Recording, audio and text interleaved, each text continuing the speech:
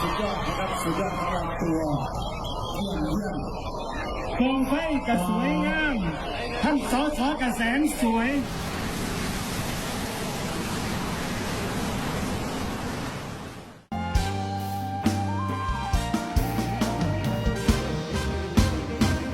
ขอให้หาเขาสูงขึ้นคือจังบังไฟให้ความหักผ่าแดงนางไอสูงยิ่งขึ้นไปคือบังไฟลา